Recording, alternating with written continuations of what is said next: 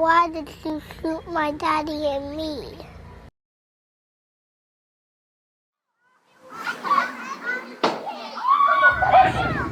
And white supremacy.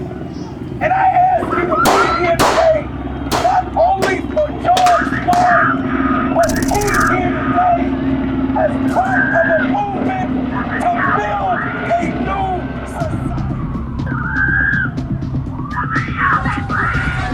And they beat up every white person. He won! Finish it! Protesters caused chaos on the New York City subway system over the death of a one-time Michael Jackson impersonator. Yeah, everybody knows the name Jordan Neely by now. The Angel, the Michael Jackson impersonator. As a Michael Jackson impersonator who sang and danced for donations. They also know the name of the evil white Nazi, Daniel Penny, the guy who killed him. People don't think he even has a right to defend himself. What message is New York City sending to the rest of the world? It's okay to choke and kill unruly black people? And what kind of message are they trying to send? Vengeance? Hate? Without knowing the whole story. This is not justice, like they keep saying. We want justice. No justice, no peace. I don't think so. This isn't justice. And they don't even know the whole story, but they don't even care. And there's a whole hell of a lot more. Law enforcement sources with knowledge of the case confirm his account, saying according to a witness, the man began shouting, quote, "I want food. I'm not taking no for an answer. I'm ready to go back to jail, and I'll hurt anyone on this train." The man got on the subway car and began to say a somewhat aggressive speech, saying that he was hungry. He was thirsty, and he didn't care about anything. He didn't care about going to jail. That he didn't care that he gets a big life sentence. And it doesn't matter if he died. Vasquez says he was scared and believes others on the train were too.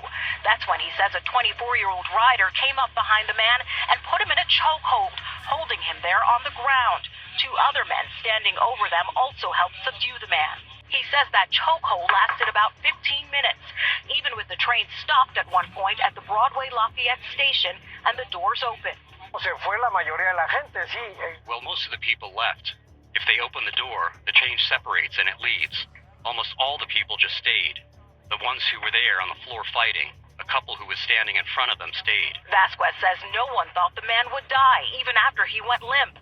EMS arrived and performed CPR, but he could not be revived. I think no one thought that he was in a risky situation because he was defending himself all the time.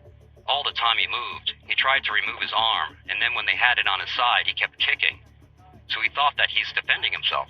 The 24-year-old who delivered the chokehold was questioned and released by police. He is not facing any charges at this point. The medical examiner has yet to determine a cause of death. Now, the district attorney's office will ultimately determine if charges will be filed in this case. Police have not identified anyone in this, whether either the 24-year-old, the 30-year-old, or the other two people who were subduing him. But we do know the name of that 24-year-old and reached out to him. He declined comment.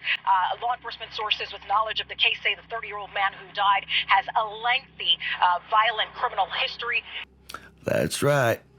A lengthy, violent criminal history. I'll rewind it so you can hear it again. 30-year-old man who died has a lengthy, violent criminal history, including assault.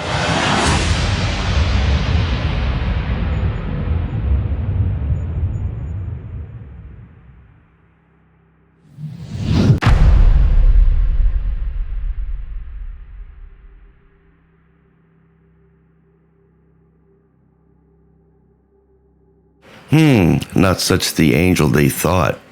But you know what? They probably don't even give a damn. Convicted of tried to kidnap a 7-year-old girl off the street in 2015. Only got 4 months.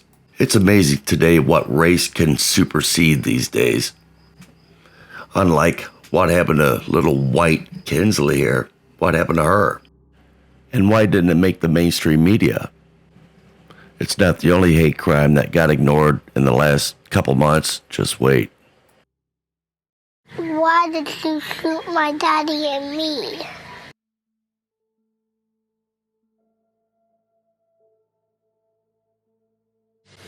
Well, happening today, the man wanted for the shooting, or shooting a 6-year-old and her father because a basketball rolled into his yard, will appear in court.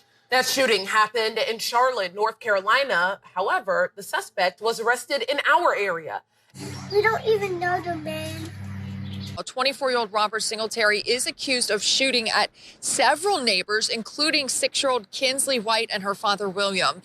Her father, William, is still recovering in the hospital after being shot in the back. He suffered damage to his lung and liver. Kinsley was hit in the cheek, and another neighbor was grazed by a bullet. The family says Kinsley was outside playing with other kids Tuesday when their basketball rolled into the yard of a home where Singletary was living. Then Kinsley says Singletary raised his voice, so her father approached him. Daddy just really talked to him. And then he just turned around and went back. He was walking home, and he just came back out with a gun. He tried to shoot him. I just hope my daddy was okay. Is he okay? I love him. And in this grocery store parking lot, just outside of Austin, Peyton Washington, Heather Roth, and 2 other members of the Woodlands Elite Cheer Company were heading home from practice when Roth says she tried to get into a car she thought belonged to her and saw a man inside. I just saw like a black figure in the passenger seat, and I shut the door as fast as I could. She ran back to her friend's car when the man approached her vehicle. And then he just threw his hands up, and then he pulled out a gun, and then he just started shooting at all of us. Roth was grazed by a bullet in the gunfire. Washington suffered serious injuries and was taken to the hospital. Police say the suspected gunman, Pedro Rodriguez, is now in custody. Maintenance worker in Kenner may have been racially motivated. That is according to a detective who testified at a hearing today. Yeah, Lawrence Hare was killed while installing a mailbox for a rental home that he maintains. And Kenner Police Chief Keith Conley says it's possible the suspects accused of fatally shooting 66-year-old Lawrence Hare while he was installing a mailbox could face hate crime charges in addition to the first-degree murder charges. Tuesday, the lead detective shared more details on the possible motive at a probable cause hearing. Through some of the confession of Taj Matthews, who admitted to taking part in the homicide, that they did want to commit a murder that day, and specifically they've ruled out Hispanics, and they said it was going to be a white person. Within a couple blocks of their residence, or their starting point, they did find Mr. Hare out working on a mailbox, doing what he does, and shot him in the back. Police say Hare was working maintenance at a home on Georgetown Drive when 23-year-old Taj Matthews and 25-year-old Maurice Holmes drove by in this silver Mercedes and shot Hare in the driveway. 3 hours later, detectives found the Mercedes, then arrested Matthews and Holmes on a charge of first-degree murder.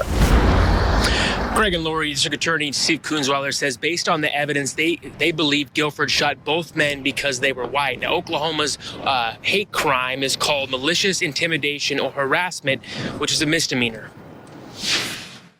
The information suggests that race played a role in it. I feel like that's something that we can prove, and would be something that a judge or jury obviously needs to listen to. Guilford is charged with 2 counts of first-degree murder for killing Hathcock and McDaniel. Investigators say Guilford shot both men in the head from behind.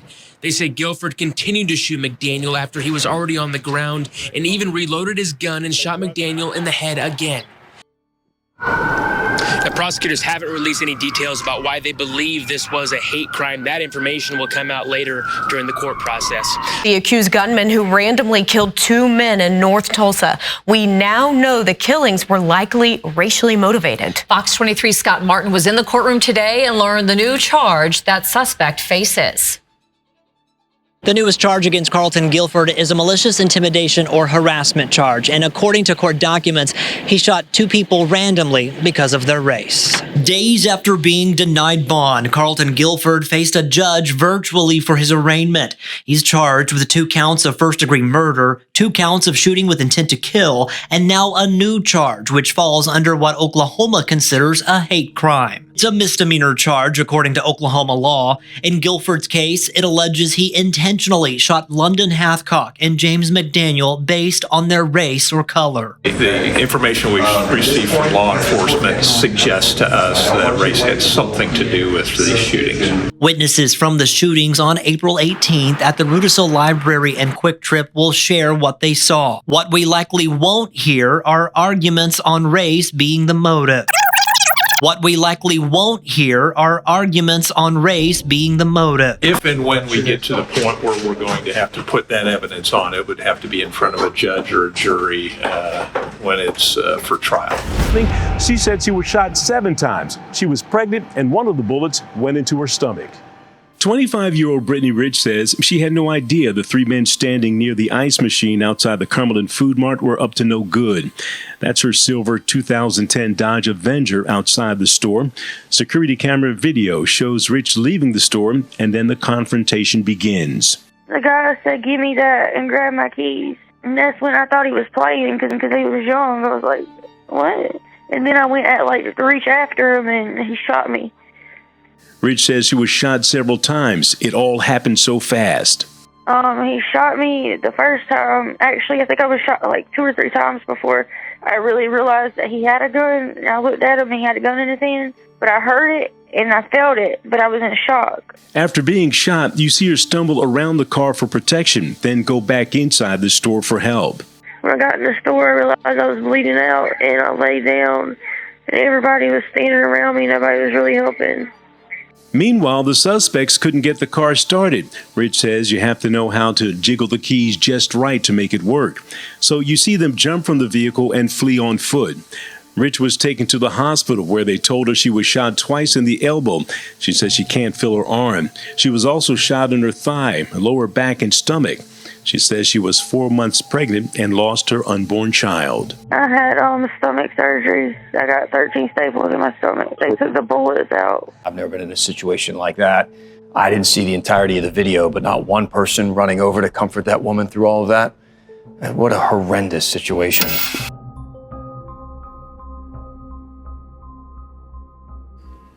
And the cases like Jordan Neely are rare, but they get 24/7 coverage.